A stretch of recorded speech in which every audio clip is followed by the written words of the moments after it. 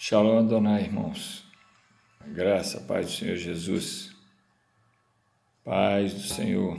Boa noite. Agora para mim já são, se não me engano, meia-noite em ponto. Há cerca de umas 3 horas atrás, 4 horas atrás, senti o desejo de sair, fazer uma caminhada de oração. Há dias que a gente ora em casa, há dias que você tranca no quarto para orar, há dias que você vai para o monte para se inspirar, há dias que você usa a arte da reflexão, que é uma prática devocional. E hoje eu senti o desejo de fazer uma caminhada de oração, com máscara, bem protegido, mas para ir falando com Deus durante aquele percurso. E comecei a meditar na série de coisas que aconteceu no Brasil e numa frase que tem circulado aí nas redes sobre uma palavra do Sérgio Moro, que ele disse que ele estava preocupado. Em outras palavras, ele disse que ele estava preocupado com a sua biografia. E pensando nisso, o que é mais importante? Pensar na sua biografia ou pensar na nação? E fiquei pensando nisso esses dias. Vez ou outra nós temos que pensar assim, eu vou pensar na minha biografia, ou seja, na minha reputação, ou eu preciso pensar na minha família? Eu vou pensar na minha reputação ou pensar na igreja, na história da igreja, que eu faço parte, ou que eu presido, ou que eu sirvo? Enfim, quantas vezes nos deparamos com situações assim que a gente precisa decidir entre a biografia e a reputação? Você se depara com a notícia na página do Facebook ou de qualquer outra rede, em que uma pessoa está denegrindo o Evangelho, dizendo que pastores querem voltar com reuniões por causa de dízimo e oferta. E um certo dia eu gosto muito de ler os comentários e ver o que está passando na cabeça do povo, e acabei aconselhando um jovem que estava ali denegrindo muito, falando que era por dinheiro, e eu fiz ver que existem pessoas sérias, que existem pessoas que investem no campo missionário, que existem pessoas que não vivem do Evangelho, mas vivem pro Evangelho. Embora eu admita que digno é o obreiro do seu salário, que são merecedores de duplicada honra, duplicado honorários, os que presidem bem e se afadigam no ensino da palavra. Eu nunca vivi de salário de igreja, mas não condeno, pelo contrário, eu acho bíblico aqueles que vivem dessa forma. Eu conheço homens que venderam propriedades, fazendas, aviões, carros e foram viver pela fé. Restou-lhe uma chácara, o pastor José Rodrigues da MCM. E depois, quando ele ia aposentar, que ele pagava sua aposentadoria, Deus disse, faltava um ano, Deus disse para ele, não aposente, não pague esse ano, você não vai aposentar, você vai viver pela fé. E ele tendo família para criar, cuidar, e mesmo assim ouviu a voz de Deus. Então tem muita gente que não se dobrou a Baal.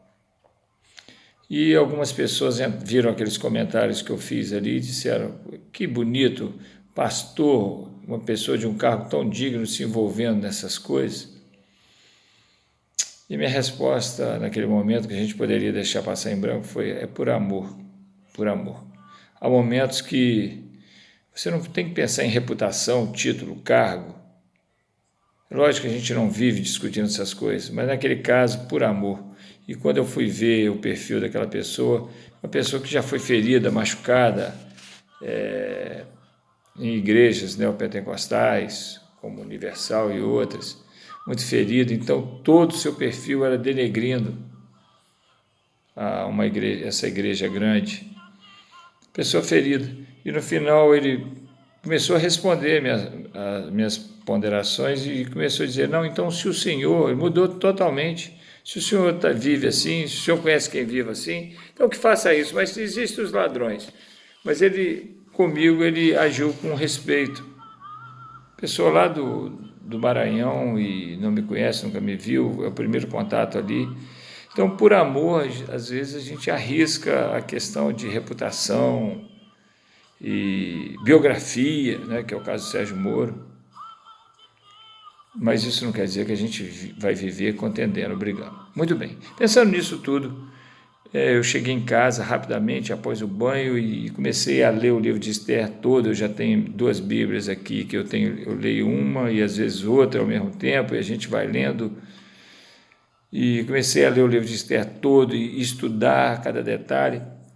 Eu quero, para não ficar longo o vídeo, então vou dar uma acelerada aqui, fazer uma distinção entre biografia, propósito e honra. A questão da honra. Devemos buscar honra ou devemos aguardar que seja outro os lábios que te louvem? Devemos agir em busca de honra ou devemos nos dedicar? Deixa eu afastar aqui que está pesando na minha mão, tem muito tempo que eu estou anotando, escrevendo as coisas aqui. Estou com as Bíblias aqui, deixa eu virar aqui para vocês verem. Estou com as Bíblias aqui empilhadas, e alguns livros, e estudando alguma coisa, mas alguns livrinhos ótimos aqui, ó. Crer também é pensar. Prática de devocionais. Sábado eu vou fazer uma live com alguns líderes, e quero também falar disso, o grande mistério do arrebatamento. Enfim. Então, voltemos para cá.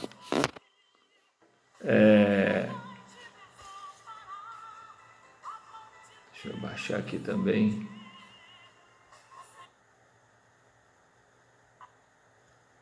Então, pensando nisso tudo, eu comecei a meditar no livro de Esther, estudando, e cheguei a alguns entendimentos que eu quero rapidamente compartilhar com vocês, até mesmo que isso pode te ajudar aí na igreja, na sua meditação diária, na sua casa, no seu dia a dia.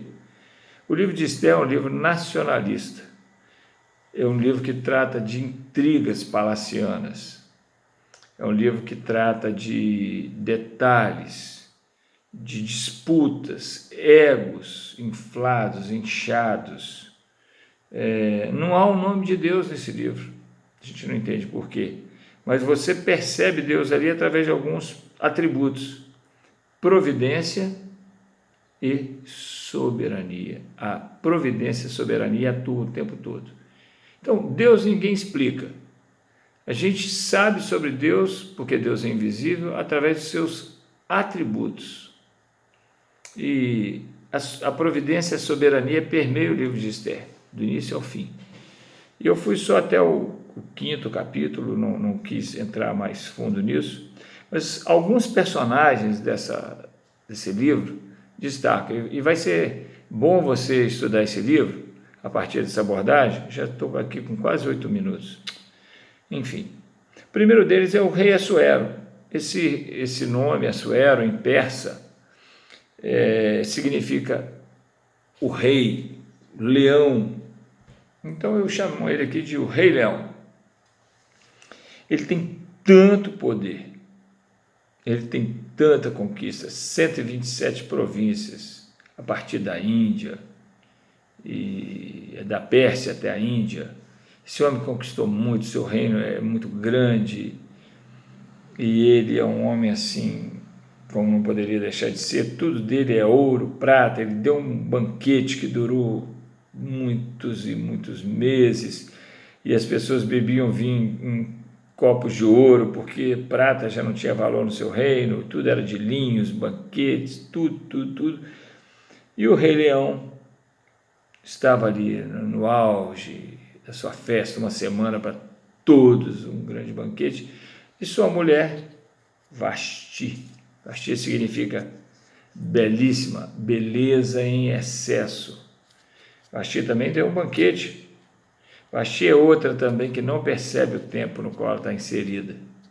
Vasti vai dar o banquete, Vasti se sente bela, se sente soberana, absoluta, e não sabe distinguir a questão da honra, não sabe distinguir a questão de propósito, e não sabe distinguir a questão da biografia. Vasti pensou na sua biografia, da beleza e do cargo real, e o rei bêbado manda chamá-la para exibi-la, por questão de vaidade e orgulho, para mostrar sua beleza. ela foi conquistada pelo rei para isso, por causa da beleza. E ela, ao invés de usar alguns atributos, enfim, eu não sei como ela poderia resolver isso, mas se ela fosse temente a Deus, poderia pedir a Deus sabedoria, e ela se recusa e cria uma crise institucional. Os nobres se reúnem e alguns dão conselho ao rei, falam: olha, se isso chega ao conhecimento das mulheres do reino, nós não vamos cuidar de mais nada, que as mulheres vão mandar e desmandar. Então, baixa um decreto, proíba Vasti, nunca mais poderá chegar à sua presença, vamos punir Vasti. E o rei irado assina aquilo e afasta ela, e passado o furor, antes que ele perdoasse, eles falam: se essa mulher volta ao convívio dele, olha, ela manda matar a gente, vamos dar um conselho que ele parta em busca de uma outra melhor do que ela. Está no primeiro capítulo, que se busca uma melhor. Então, aquilo que é de extrema beleza vai ser substituído por alguma coisa que é melhor. E aí a gente vai encontrar com outra personagem chamada Esther, para nós em português. Em hebraico ela se chamava Hadassa. Provavelmente seu nome foi mudado para Star, estrela. Hadassa é murta, uma planta que era bem espremida para exalar um perfume nobre, maravilhoso. Esther perdeu seu pai, sua mãe, órfã. A princípio a Bíblia começa dizendo, o livro começa dizendo que ela foi criada pelo seu tio, mas era uma consideração, porque na verdade ele era primo, e um primo mais velho ficou no lugar de tio, e ele a criou. Ela passou por um grande sofrimento, porém ela era muito bonita, ela se distinguia em porte, e seu tio soube fazê-la uma pessoa nobre, não perfeita, mas nobre. E seu tio enxergava muito, eu vou falar já sobre ele. O seu tio era um homem digno de ser honrado, mas não buscava a própria honra, porque ele não se preocupou com a própria biografia. Então ele se submeteu às vezes a lugares não tão dignos do cargo público que ele ocupava ali, que ele se assentava à porta do Palácio Real. Então ele era um procurador, um juiz, alguma coisa, ele tinha um cargo lá, mas como essa província era muito grande, muito rica, era um grande império mundial medo-persa, então ser procurador ali, um juiz, um julgador, era algo comum. Então, Esther significa a que brilha, a brilhante. Então, a grande beleza viria a ser substituída por alguém que brilha. Não confie na sua própria beleza, não confie na sua própria biografia, não confie só nos seus próprios feitos. Você mesmo pode se decepcionar consigo. Então, vejamos aqui mais uma definição. A outra é de Amã. Aparece um personagem aqui chamado Amã. Esse homem, a partir de determinado momento da história, o rei o coloca num trono acima dos demais tronos da nação. Esse homem também se encanta com a honra que recebeu, e ao invés de usá-la para o benefício do seu reino, ele começa a se engrandecer e desejar que todos se prostrem ante ele e todos se encurvem. E aí eu fui buscar fundamentos. Esse Amã, quem é esse cara? Amã, o Agagita. Agagita vem de Agag. Agag foi aquele rei que Saul poupou e que Samuel chegou lá em 1 Samuel 15:8 e disse: por que você poupou esse cara? E Samuel o desnuca, o mata ali diante do Senhor, porque quem era Agag? Você está me perguntando aí. Agag era rei amalequita. Quem era Amaleque? Amaleque é descendente de Esaú, neto de Esaú. Quem é Esaú? Um homem ordinário, profano, adúltero e fornicário e profano, melhor dizendo. Ele abriu mão do direito de primogenitura, ele não teve a visão espiritual do direito de primogenitura e da bênção, perdeu para Jacó, que era suplantador, e tornou-se Israel. Mais tarde, os descendentes de Esaú, através dos edomitas, se tornam ferrenhos inimigos de Israel. E Amaleque, quando Israel está no caminho, Amaleque era neto de Esaú, Amaleque o cerca por trás. Essa descendência dele, de Esaú, está lá em Gênesis 36, 12, em Êxodo 17, 8, fala dessa luta, que Amaleque o cerca por trás. Em Deuteronômio 25, 17, foram algumas pesquisas que eu fiz, porque eu amo estudar genealogia, seu significado. Genealogia não está na Bíblia em vão. Então, em Deuteronômio, Moisés fala assim, lembra-te que quando tu estava lá no deserto, Refidim, Amaleque te atacou pelas costas. Amaleque é uma figura da carne.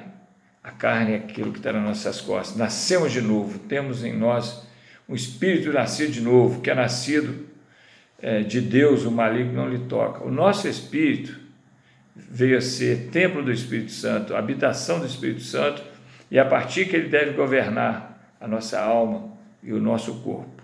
Mas a carne não é corpo, a carne é uma parte dentro de nós, que é a concupiscência da carne, a soberba da vida e a concupiscência dos olhos, onde está a área da imaginação, dos desejos.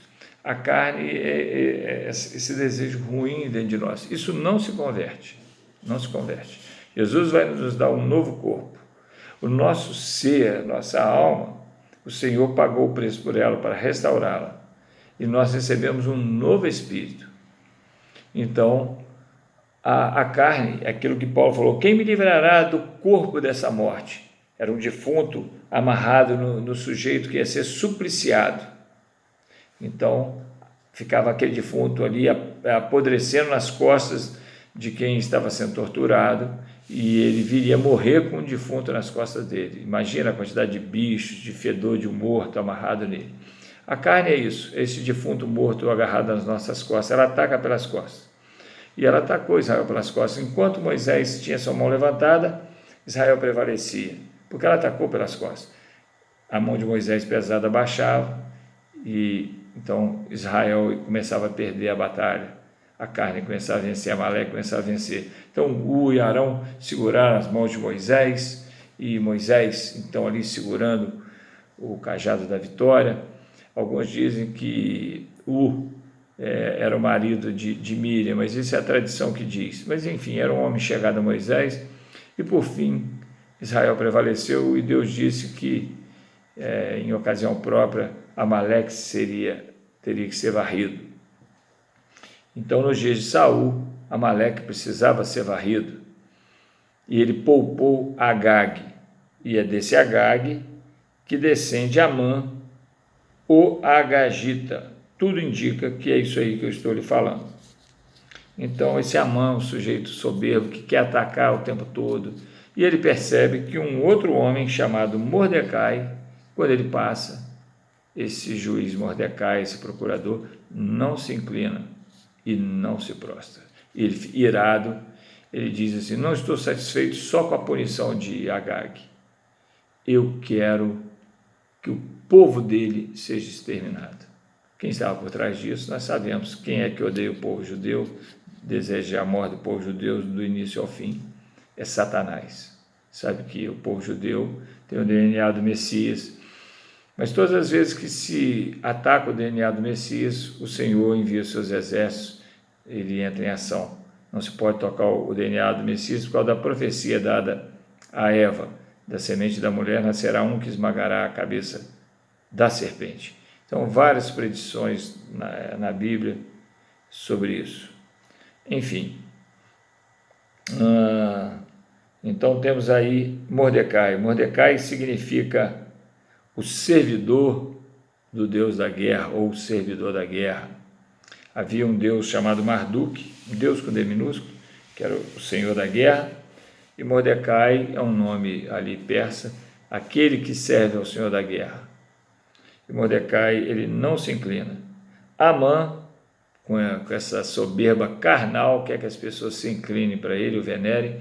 Amã, então, cogita de exterminar o povo de Deus e faz saber ao rei, manda o rei proclamar um edito que esse povo deveria ser exterminado, porque é um povo aqui, ó rei, dentro das suas províncias conquistadas, que é um povo soberbo, que não se inclina ante ao Senhor, seu símbolo. Então, Amã significa é símbolo da carne, vaidoso, soberbo, arrogante, orgulhoso, pensa só na biografia, na grandeza. E aí eu me lembro das palavras do Sérgio Moro. Eu pensei na minha biografia. Não estou aqui denegrindo o Sérgio Moro, não tenho meios para fazer isso. Mas a atitude, sim, de pensar só na biografia pode trazer problemas para nós. Não estou trazendo aqui conotação política sobre a questão do Sérgio Moro, mas sobre essas definições. Quando eu devo pensar na minha biografia? Quando eu devo pensar na honra dos outros? Quando eu devo pensar na nação? E aí nós temos Mordecai. Mordecai não se inclina. Mordecai percebe o tempo que ele está vivendo. Mordecai acompanhou do pátio da casa das mulheres. Ele ia lá todos os dias para saber o que se tratava, o que se fazia com Esther. Um homem zeloso pela sua família, por aqueles que lhe foram confiados. O pastor precisa procurar saber o estado das suas ovelhas. Tem gente que é membro de igreja, é diferente de ovelha. Numa igreja nós temos inconversos, nós temos membros, nós temos ovelhas e temos filhos. Então a palavra de Deus, ela diz que o pastor precisa procurar saber o estado das suas ovelhas. As ovelhas, elas não dão cabeçada no pastor, elas dependem de pasto. As ovelhas estão ao lado das ovelhas, obedecem. As minhas ovelhas ouvem minha voz. Então, uma ovelha, ela obedece, ela é pró. Então, é diferente daquele que é só membro. O membro ele não dá satisfação da vida dele a ninguém, não quer ser admoestado, orientado, ensinado, ele é incorrigível. Pois bem, Mordecai percebe o tempo que ele está vivendo e Mordecai prepara Esther, acompanha até que ela é escolhida, ela achou graça diante de um dos eunucos que a orienta ali dentro do harém, e depois quando o rei a vê, o rei se apaixona por ela, seu coração se apega a ela, e o rei a escolhe, e ela se torna rainha, e ela começa lá o seu reinado muito bem, e a estrela está brilhando no lugar da beleza incomparável, que era Vasti. Vasti está fora desse jogo aí. De agora em diante, Mordecai começa a ficar na porta de entrada do palácio. Ele sai do átrio e vai para a porta. E ali é que ele escuta uma conspiração contra o rei. Mordecai, ligado no tempo que está vivendo, faz saber Esther. Ele não vai lá pessoalmente. Ele pensa na nação, ele pensa na família, ele pensa no povo, no reino. Ele poderia dizer, que matem esse rei, que se dane, mas não, esse rei é casado com a sua sobrinha, prima. Então ele pensa no todo.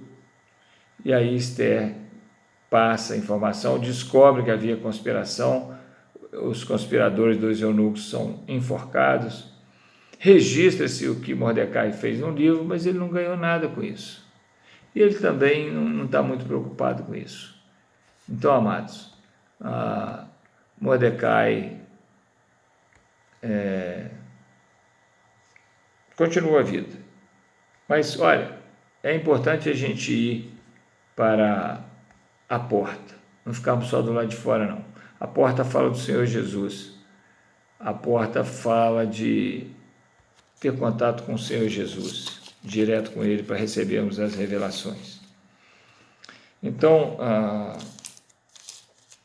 muita coisa, muito assunto, eu tive que anotar aqui, fazer pequenos lembretes de versículos.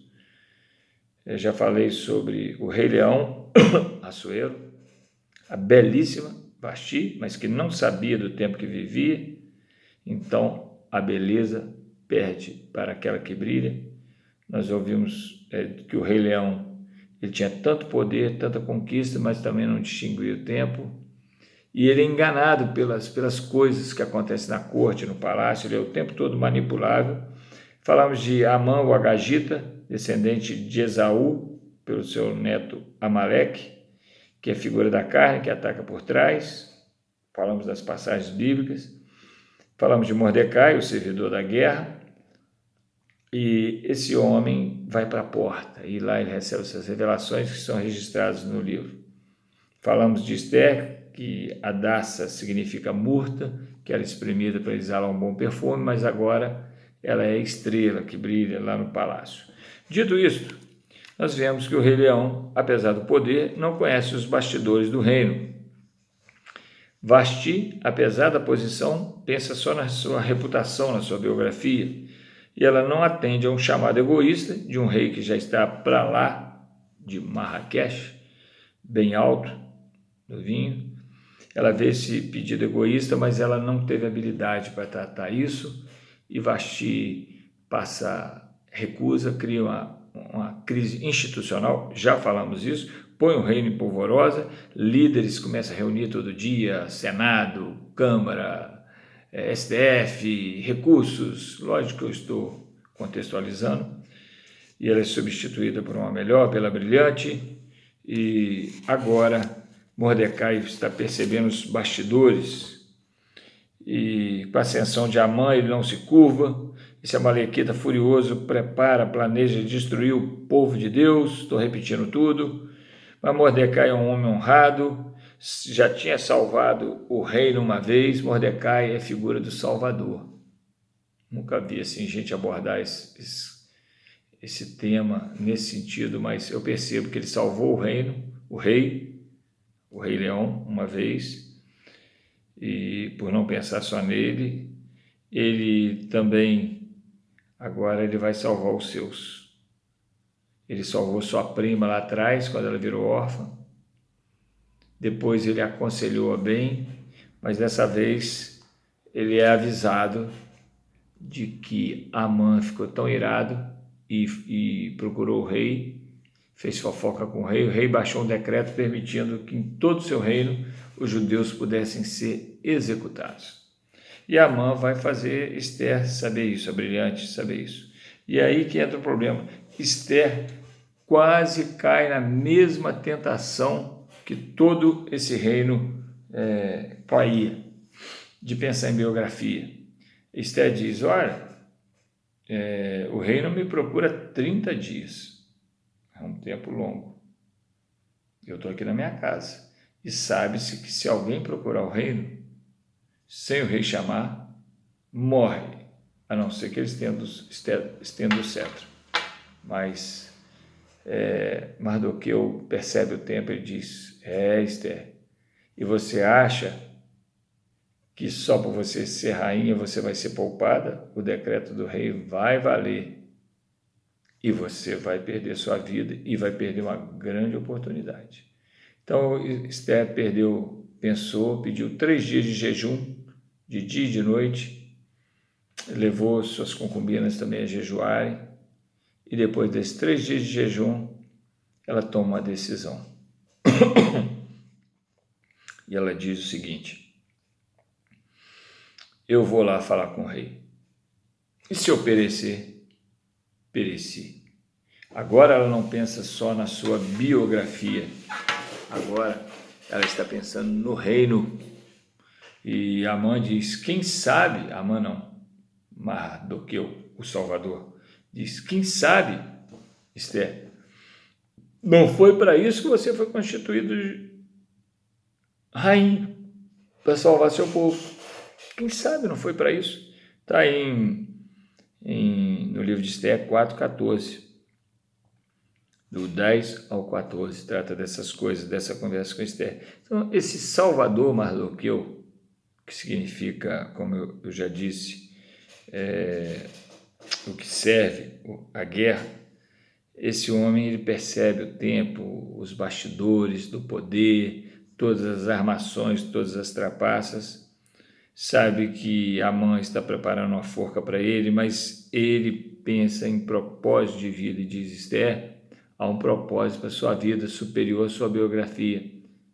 Você foi colocado como rainha, mas não se encante nisso, porque eu não creio, Esther, que você foi colocada nesse cargo aí, ó, de diaconisa, de pastora, só para você ter título, não, Esther. Cuidado com isso, Esther. Irmão, você recebeu seu cargo, seu título. Você acha que foi só para ter o cargo e o título? Isso é encantamento, hein? Isso é encantamento. Então, não seja enfeitiçado por isso, não. Deus te colocou aí com um propósito. Então, saiba a diferença entre reputação. Eu sou bispo, eu sou apóstolo, sou profeta, sou pastor, sou PR. A pessoa fala assim, vamos pedir que os irmãos aqui se apresentem. Qual o seu nome? Eu sou pastor. Não, seu nome não é pastor. Você tem um nome e por hora você está pastor, você está bispo, você está apóstolo, você está profeta, você está num cargo que a denominação dá lá, e os que te acompanham fazem muito bem em honrar, te dão distinção, como um filho te chama o pai, mesmo velhinho, de pai, a avó de avó, isso é honra, o filho honra, o discípulo obedece, e o membro trata do jeito que quiser, membro, amigo, pode ser. Mas a gente tem que entender que o propósito está acima do título de rei, de rainha. Mardoqueu, Mordecai, ensinou isso para Esther, rainha do maior império do mundo. Mas você está rainha, porque você foi colocado com o propósito de salvar a sua nação. Esther nos lembra a igreja. Israel rejeitou o Senhor. E então Vasti rejeitou também um chamado, resguardado das devidas proporções. Então, a brilhante, porque no Apocalipse nos é lembrado que os anjos são as estrelas, e o castiçal, o candelabro com as 7 velas, simbolizava a igreja. Então a igreja brilha por causa do Espírito Santo. Então a igreja só brilha porque o Espírito Santo ilumina ela. No tabernáculo, o candelabro, a menorá, ficava aqui do lado esquerdo com 7 velas, do lado direito a mesa da preposição com os 12 pães, 6 e 6, e no centro, atrás do véu do Santo dos Santos, a mesa do incenso. Aqui o candelabro de ouro puro não é de madeira, porque ele simboliza o Espírito Santo, que não tem humanidade, é Deus. Ele ilumina o local da oração, que é uma mesa de madeira, revestida de ouro, que é a humanidade do Senhor Jesus e sua vida de oração. Uma oração que agrada o Pai. E também aqui a menorá ilumina a mesa dos pães. Jesus é o pão da vida, então essa mesa também é de madeira revestida de ouro. A humanidade perfeita